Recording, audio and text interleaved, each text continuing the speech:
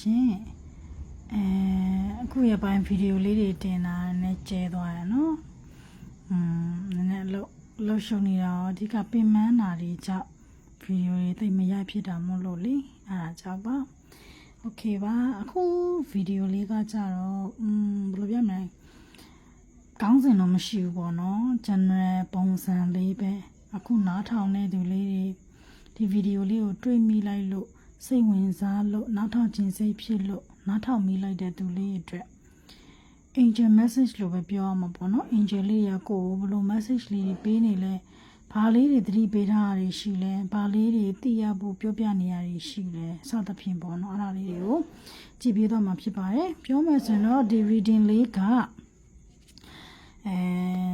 ဆီမကိုယ်တိုင်လဲဒီကိုဘာလေးတွေပြောနေမလဲဆိုတာလေးတွေကိုဒါ energy လေးကိုသိချလေးဒါ angel လေးတွေစီကနေတောင်းပြီးတော့ energy လေးကိုကြည့်မှာဖြစ်ပါတယ်အဲ့တော့ဆီမနဲ့တူတူ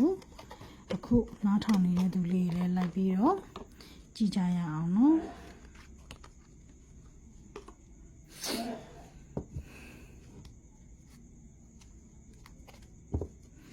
အဲ့တော့ရုံးစုံကက်ကလေးတွေကို cleansing လုပ်ပါမယ်အခုနားထောင်နေတဲ့သူလေးတွေရဲ့ energy လေးတွေကိုလည်း clear quartz crystal လေးနဲ့မကောင်းတဲ့ energy တွေနော် negative energy တွေအကုန်လုံးပယ်ဖြောက်ပြီးတော့ကောင်းတဲ့ energy တွေပဲဖြစ်အောင်လို့ clear quartz crystal လေးနဲ့ cleansing လုပ်ပေးလိုက်ပါတယ် okay ပါ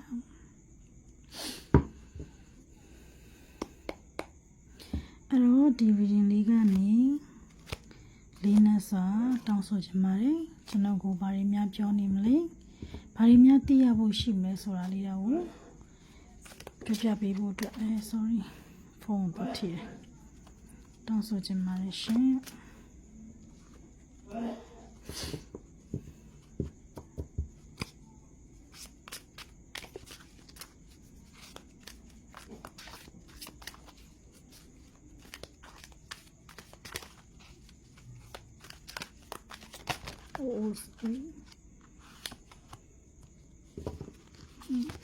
ဒါလေးကပထမဆုံးကက်ကလေးရလာတယ်ပေါ့နော်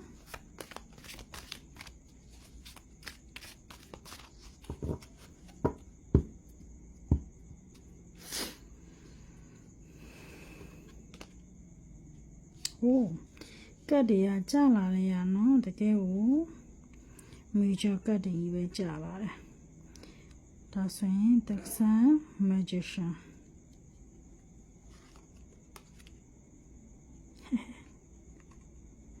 no knight of cups energy တွေကတော့လောလောဆယ်ထိတော့ကောင်းနေပါတယ်အိုးကောင်းနေစေ energy တွေနော်ကောင်းနေစေ energy ကိုမြင်နေရတယ်ဆိုတော့နည်းနည်းတော့ဆက်ပြီးလောလာကွယ်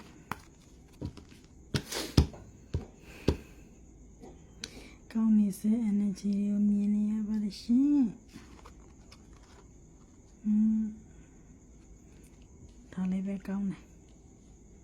နော်အဲ့တော့ဒီ9ကက်ပေါ့နော်9ကက်ဆွဲလိုက်ပြီးဒီ9ကက်ကနေဘာလေးတွေသိရဖို့ရှိလဲဆိုတာကိုဆက်ပြီးတော့နားထောင်ကြည့်လိုက်ရအောင်နော်ညီစောအမတ်တော် general reading ဖြစ်တဲ့ကြောင့်ဘယ်လိုပြောမလဲမျိုးစုံပါလိမ့်မယ်เนาะအခြေကိစ္စတွေလည်းပါမှာပဲတခြားသောကိစ္စတွေလည်းမျိုးပြောတင်တာလေးတွေကိုပြောပြပေးသွားမယ်เนาะအဲ့တော့အရင်ဆုံးဒီမှာကဒီကက်နမိတ်လေးပေါ့เนาะ the sun မဆိုရင်ဘာဖြစ်ဖြစ်ဒီကက်ကလေးကိုမြင်လိုက်တာနဲ့ကွာ sorry ဒီကလေးလေးရရီမောနေတယ်နေလုံးကြီးကလည်းတောက်ပါနေအောက်မှာလည်းနေချပန်းခင်းနေဘာမှမသိဘူးစင်တော့ကဒီရုပ်ပုံလေးကိုမြင်လိုက်တာနဲ့စိတ်ထဲမှာလိုရမလဲကွာအကြည့်တဲ့တစ်ခုကိုရသွားတယ် positive energy တစ်ခုကိုရသွားတယ်လို့ခံစားလိုက်ရမှာပဲအမကိုယ်တိုင်လည်းဒီကက်ကလေးကြာလာတယ်အဲ့လိုမျိုးခံစားလိုက်ရတာဆိုတော့လေအဲ့တော့ဘာဖြစ်ကိုယ့်အတွက်ပေါ့နော်ဒါကိုယ့်ရဲ့ဒါအခုနားထောင်တဲ့အချိန်ကနေစပြီးတော့ရှေ့လာမယ့်အနာဂတ်မှာပေါ့နော်ဒါဘာဖြစ်ဖြစ် new beginnings တွေဒါကိုယ့်အတွက်ကောင်းမွန်တဲ့အရာတွေလို့ပဲပြောမှာပေါ့နော်မျိုးကိုတိတ်မှာ ပေါ့နော်ဒါကြုံတွေ့ခဲ့ရတဲ့ဒီအစမပြေမှုတွေရှိနေရဆိုရင်လည်းအနာဂတ်မှာကဘယ်လိုပြောမလဲကိုယ့်အတွက်ပေါ့နော်အသစ်တော့နော်ဒါပြောင်းလဲမှုတွေအဲ့ပြောင်းလဲမှုကလည်းကောင်းသောပြောင်းလဲခြင်းတွေနဲ့ဖြစ်လာဖို့ရှိတယ်ဆိုတဲ့နမိတ်လေးကိုအရင်ဆုံးဒါတွေးလိုက်ရတယ်ပေါ့နော်ဘာပဲဖြစ်ဖြစ်ဒီနမိတ်လေးကနေပေါ့နော်ဒါ positive energy လေးကိုရပြီးတော့ဒါအနာဂတ်မှာငါအတွက်ကောင်းသောပြောင်းလဲခြင်းတွေကတကယ်ကိုရောက်ရှိလာတော့မယ်ရောက်လာလိမ့်မယ်ဆိုတော့လည်းငါယုံကြည်တယ်ဆိုတဲ့စိတ်ကလေးပေါ့နော်ဒီလိုမျိုးလေး manifest ကြည့်လိုက်ပါရောက်လာပါလိမ့်မယ်ဆိုပြီးတော့ universe ကအသင်ကိုဒါပြောထားတယ်ပေါ့ကွယ်အဲ့တော့အဲ့ဒီ energy တွေကဘယ်လိုမျိုးလေးတွေဖြစ်လာမလဲဆိုရင်တော့ကွာဓမ္မဆိုရင်ဒါကိုကလေသိလားဒါ magician energy လိုမျိုးပဲ powerful ဖြစ်တယ်သိတယ်မလားကိုလိုချင်တဲ့အရာတွေကိုဖန်တီးချင်တဲ့အရာတွေကိုကိုမနေနဲ့ဖန်တီးနိုင်စွမ်းနေရှိတယ်ပြုလုပ်နိုင်စွမ်းနေရှိတယ်စူးစမ်းနိုင်တယ်ပေါ့ကွာသိတယ်မလားဒီမှာ new energy ဆိုတဲ့တည်းမှာကိုကလုံးဝပေါ့နော်ပြောရင်ဆို creative power တာပြည့်လုံးတယ်မှာကွာအလုပ်တစ်ခုလုံးမယ်ဆိုရင်လည်းပေါ့နော်ဒါကိုတစ်ခုရည်ရွယ်ထားတာရှိတယ်ပဲထားပါဆိုအဲ့ဒီဥစ္စာကိုလည်းကိုမှလုံနိုင်စမ်း power တွေရှိတယ်အဲ့ဒါအတွက်ကိုလည်းကိုကခြေလမ်းတစ်တင်နဲ့လည်းစတင်တော့မဲ့လူတယောက်လို့ကိုမှအရေးချင်းနေပြေးသွားတယ်ကိုယုံကြည်ပေးပါကိုမှဒီလိုအရေးချင်းနေရှိတယ်ဆိုတာကိုကိုယုံကြည်ပေးပါဆိုပြီးတော့ဒီကတ်နမိတ်လေးကနေကိုပေါ့နော်ဒါခွန်အားတွေပေးနေတယ် motivation တွေပေးနေတယ်လို့ခံစားရတယ်ပေါ့နော်ဒါလုံးဝကွာတည်းမလားရဲတောက်လို့ပဲပြောအောင်လားအလုံးဝတည်းမလားအဓိကတော့မြင်လိုက်ရတယ်နော် powerful ဖြစ်တဲ့ energy ကိုတော့တွေ့ရမှာပဲလေဟုတ်တယ်မလားနော်ဒီမှာဆိုရင်လုံးဝတည်တယ်မလားတကယ်ကိုဆရာတဆူလိုပဲနော်တကယ် powerful ဖြစ်တယ်ကိုယုံကြည်ချက်အပြည့်ရှိတဲ့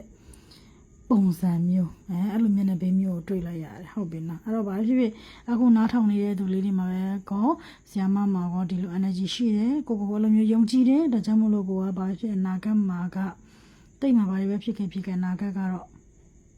နော် share ကောင်းလာလိမ့်မယ်လို့ပဲယုံကြည်တဲ့အတိုင်းလည်းဖြစ်လာလိမ့်မယ်သင်တို့ရဲ့အနာဂတ်ကိုသင်တို့ကိုယ်တိုင်ပဲ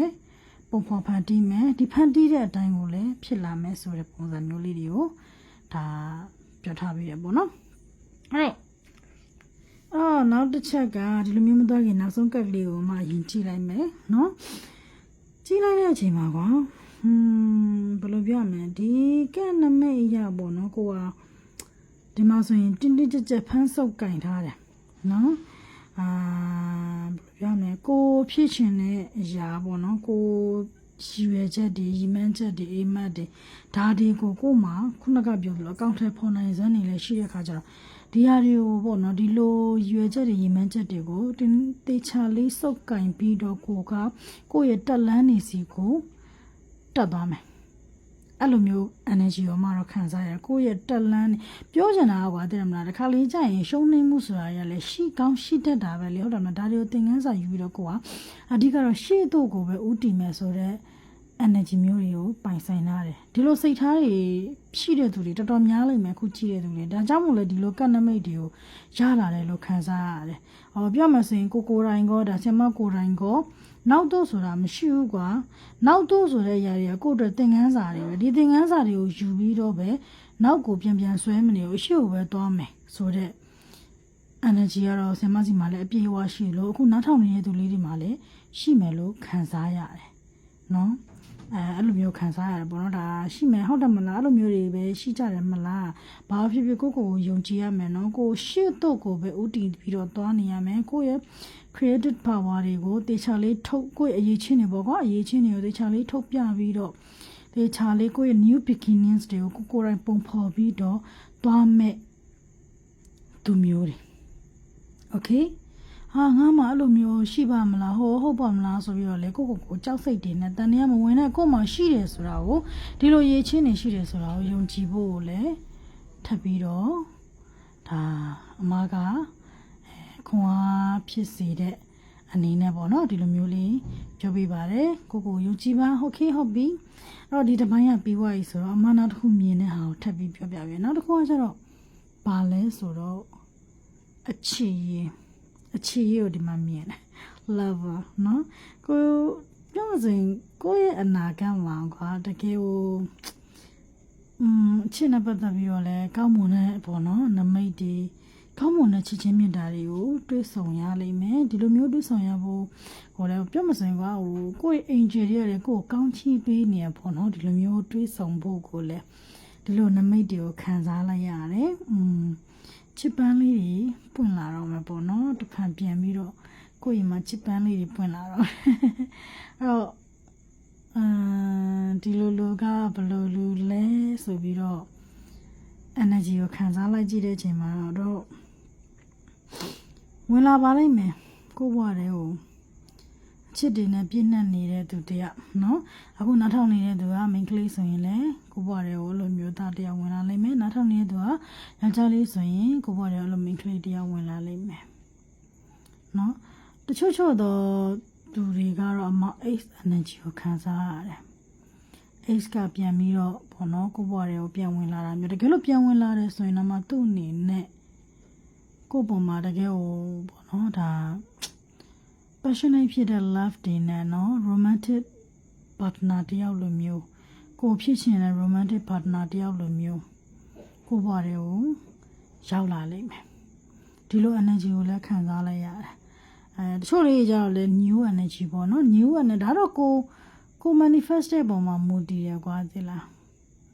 ပေမဲ့ကိုလိုချင်တဲ့ ace ကတော့ကိုပုံမှာအဲ့ဒီလိုစိတ်ရှိဖို့တော့လိုအပ်တယ်နော်ကိုပုံမှာဘာစိတ်မှမရှိဘဲနဲ့မကွာတပ်ပါတီနဲ့ပဲနေပျော်ပါနေတဲ့သူမျိုးတွေကိုဖတ်တောင်မလုပ်တဲ့သူမျိုးတွေစသဖြင့်ပေါ့နော်အဲ့လို ace တွေကိုတော့တွားပြီးတော့ manifest မလုပ်နဲ့ဘာမှထူးလာမှာမဟုတ်ဘူးကိုစောင့်နေတာကိုလည်းသူတည်တယ်သူကိုယ်တိုင်လည်းကိုယ့်ပုံမှာတန်ရောစင်ရှိနေသေးတယ်ဆိုတာကိုလည်းကိုတည်တယ်အဲ့လိုမျိုးပေါ့နော်အခြေအနေကြောင့်မျိုးကြောင့်တာဝိခွာနေကြရတယ်ဆိုတဲ့သူမျိုးတွေပေါ့နော်အဲ့လိုမျိုးတွေဆိုရင်တော့ပြန်ဝင်လာကောင်းဝင်လာနိုင်တဲ့ကိုဘွားတွေကိုဒါတော့ကိုရည်ချင်မှုပေါ့နော်ကိုကဒီလိုလူမျိုးကိုရဲ့ ex ကဒီလိုလူမျိုးဆိုရင်တော့စောင့်ကြည့်ဆက်ဆောင်ကြိမ်မဟုတ်ဘူးဆိုရင်တော့move on လိုက်နော်ဒီလို energy ကလူတဲ့ energy တခုပဲဖြစ်လိမ့်မယ်နော်ဟုတ်ပြီလားအဲ့တော့ဒါလေးတွေကတော့အခုနားထောင်နေတဲ့သူလေးတွေကခုဖတ်ပြပေးတဲ့ဆီယမကောဒီ energy လေးတွေကိုပေါ့နော်ဒါတက်ရောက်ပါစေလို့တော့ strongly ဆူတောင်းမိတယ်အဲ့တော့ဘာဖြစ်ဖြစ်ပေါ့နော်ဒီကန့်နမိတ်လေးတွေအရာဆိုရင်တော့တကယ်ဟိုပေါ့ကွယ်စိတ်ခံစားချက်တွေတော့ကောင်းမွန်သွားလိမ့်မယ်လို့ခံစားရတယ်နားထောင်လိုက်တဲ့အချိန်မှာလေဟုတ်တယ်မလားဟို negative တွေမပါဘဲနဲ့တကယ်ကို positive energy လေးတွေပဲကိုယ့်အတွက်ပေးလာတာဆိုတော့လေဘာပဲဖြစ်ဖြစ်တကယ်ဟိုပေါ့နော်ကောင်းပါမယ်လို့လည်းဒီကက်ကလေးတွေကနေခံစားလိုက်ရတယ်ပေါ့နော်အဲ့တော့ဒါလေးကတော့ပြောမှဆိုရင်တော့ general reading လေးပေါ့ကွယ် general reading လေးဖြစ်တဲ့အတွက်ကြောင့်ဟိုဘယ်လိုပြောမလဲအရင်ကြီးတော့ပေါ့နော်ဟို serious တော့အရင်ကြီးမထားနဲ့ပြောချင်တာကကွာဒီ reading လေးတွေကအခုနောက်ထောင်နေတဲ့သူလေးတွေအကုန်လုံးတယောက်ချင်းစီကိုလည်းဒီလိုမျိုးဖြစ်ချင်မှလည်းဖြစ်လိမ့်မယ်เนาะဒါ personal reading မဟုတ်တဲ့ခါကျတော့လေဟုတ်ပြီလားအဲ့တော့ဘာလို့လို့ပြောရလဲဆိုတော့တချို့ negative comment လေးတွေလည်းတွေ့ရတာမဟုတ်လို့ပေါ့နော်ဒါ general reading ကို general reading လို့ပဲနားထောင်ပြီးပါအကယ်၍ personal reading လေးတွေသိချင်နေဆိုရင်တော့အမစီမှာလာပြီးတော့မေးလို့ရတယ်ပေါ့နော် chat box ကနေတဆင့်ဆက်သွယ်လို့ရတယ် Viber ကနေဆက်သွယ်လို့ရတယ်personal reading ကတော့ကိုယ့်အတွက်ပဲတည်တံ့ကြည့်ပေးတာဖြစ်တဲ့အတွက်ကြောင့်ပို့ပြီးတော့တိတိကျကျမှန်ကန်စွာနဲ့သိရမှာပဲဖြစ်ပါတယ်ပေါ့နော်အားလုံးပဲခုလိုမျိုးအဆုံးထိနားထောင်ပေးတဲ့အတွက်လည်းကျေးဇူးအများကြီးတင်ပါတယ်ကဲ reading လေးသဘောကျရဆိုရင်တော့ like and share လေးတွေနဲ့ comment လေးတွေနဲ့အားပေးပါအောင်နော် follow မလုပ်ရသေးရင်လည်း follow လေးလုပ်တော့ပါအောင်နော်ဒါမှနောက် reading new နောက်ထပ်အသစ်တင်မဲ့ video လေးတွေကိုနားထောင်လို့ရမှာပေါ့နော်ဟုတ်ပြီလားကျေးဇူးတင်ပါတယ် see you bye bye